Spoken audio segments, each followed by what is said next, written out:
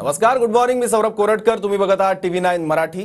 कुर्ला बस अपघातासंदर्भात police तपासात महत्त्वाची माहिती समोर आली आहे. चालकाला बस चालवण्याचा कोणताही अनुभव नव्हता असं पोलिसांनी सांगितलंय. कंत्राटी चालक म्हणून संजय मोरे 1 डिसेंबरला कामावर रुजू झाला.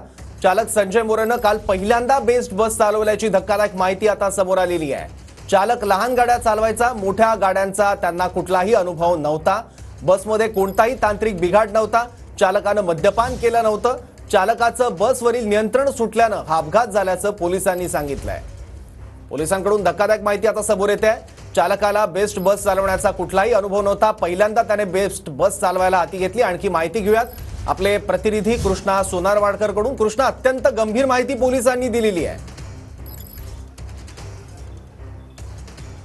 सौरभ, नक्कीच या सगळ्या प्रकरणामध्ये आतापर्यंत जी काही प्राथमिक चौकशीतून माहिती समोर येते ती अत्यंत गंभीर स्वरूपाची आहे. कारण काल रात्री हा अपघात झाल्यानंतर वेगवेगळ्या चर्चा होत्या की ड्रायव्हर मद्यधुंद अवस्थेमध्ये होता, शिवाय ब्रेक फेल झाल्यामुळे हा अपघात घडला. मात्र पोलिसांनी ड्रायव्हरची जी काही प्राथमिक चौकशी केलेली आहे त्यानुसार ड्रायव्हरने दिलेल्या माहितीनुसार तो 1 डिसेंबर रोजी कामावरती रुजू झालेला होता. कंत्राटी पद्धतीने त्याला कामावरती नेमण्यात आलेलं होतं. मात्र 1 डिसेंबर रोजी कामावरती रुजू होण्याच्या आधी कुठल्याही मोठ्या वाहन चालवण्याचा अनुभव नसताना त्याला कामावरती कसं घेण्यात आला हा एक मोठा प्रश्न आता निर्माण झालेला आहे. कारण 1 तारखेपासून तो ही बेस्ट बस चालवत होता. मात्र याआधी कुठल्याही पद्धतीचं मोठं वाहन चालवण्याचा त्याला अनुभव नव्हता. आणि अशा पद्धतीनं जेव्हा एका ड्रायव्हरची नेमणूक केली जाते तेव्हा एक विशिष्ट क्रायटेरिया असतो की मोठी वाहनं चालवण्याचा अनुभव असेल तरच अशा ड्रायव्हरला नियुक्त केलं जातं. मात्र बेस्ट मधला हा एक जो काही भोंगळ कारभार आता समोर येतो आहे त्यावरून अनेक प्रश्न निर्माण होत आहेत. संजय मोरे हा 54 वर्षाचा आहे आणि त्याला काही स्थानिक लोकांच्या मदतीने अपघाताच्या ठिकाणाहून ताब्यात घेण्यात आलेलं होतं आणि पोलिसांनी त्याला पोलीस ठाण्यात आणून ज्यावेळी चौकशी केली त्यावेळी ही सगळी बाब समोर आलेली आहे. संजय मोरे आणि कंडक्टर म्हणून सिद्धार्थ मोरे त्या बसमध्ये होते. ज्यावेळी अपघात घडला त्यावेळी जवळपास 500 मीटर अंतरापर्यंत ही बस लोकांना फरफटत येत होती, गाड्यांना धडक मारून जात होती. त्यावेळी बेस्ट बसमध्ये असणारे जे प्रवासी आहेत ते सुद्धा जोरजोराने ओरडत होते. अशा प्रत्यक्षदर्शी पोलिसांचा जबाब जो आहे तो सुद्धा आता पोलिसांनी घेतलेला आहे.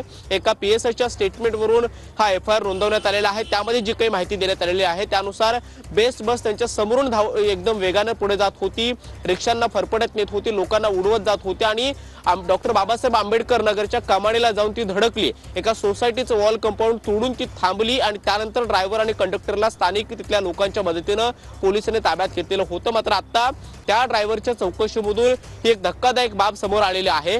1 डिसेंबरला कामावरती रुजू झाल्यानंतर त्यानं बेस्ट बस हाताळायला सुरुवात केलेली होती. मात्र काल बेस्ट बसवरचं नियंत्रण सुटल्यामुळे हा अपघात घडलेला आहे. त्याची वैद्यकीय तपासणी केल्यानंतर वैद्यकीय तपासणीमध्ये कुठल्याही पद्धतीचे नशा किंवा मद्यपान केलं नसल्याचं समोर आलेलं आहे. त्याचबरोबर बेस्ट बसची जी अवस्था आहे ती सुद्धा कुठल्याही पद्धतीचा तांत्रिक बिघाड बेस्ट बसमध्ये झाला नसल्याचं सुद्धा प्राथमिक चौकशीमधून समोर आलेलं आहे. त्यामुळे आता ड्रायव्हरची नियुक्तीवरून एक मोठा प्रश्न निर्माण झालेला आहे की त्याची नेमणूक कशी झाली, जो काही विशिष्ट नियमावली असते किंवा क्रायटेरिया असतो तो पूर्ण करण्यात आलेलं होतं का, त्याची पडताळणी करण्यात आलेली होती का आणि त्यानंतर संजय मोरेला बेस्ट मध्ये ड्रायव्हर म्हणून नियुक्त केलेलं होतं का, असे अनेक प्रश्न आता निर्माण झालेले आहेत. मात्र कालचा अपघात हा अत्यंत गंभीर असा होता, भीषण अपघात होता. कारण यामध्ये 6 जणांचा मृत्यू झालेला आहे, शिवाय 36 ते 40 जण जखमी झालेले आहेत.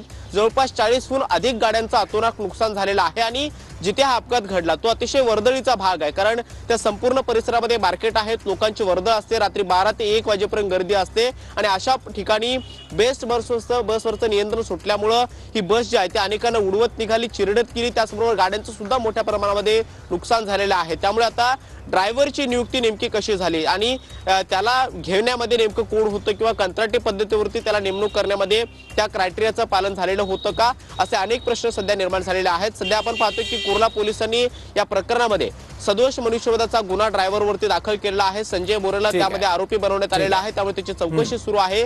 आज त्याला कोर्टामध्ये हजर केलं जाईल आणि त्याचा रिमांड मागितला जाईल. मात्र यावेळी पोलीस कोर्टात काय बोलतात हे पाहणं अत्यंत महत्त्वाचं असणार आहे. सौरभ, ठीक आहे कृष्णा, धन्यवाद या सगळ्या माहितीबद्दल.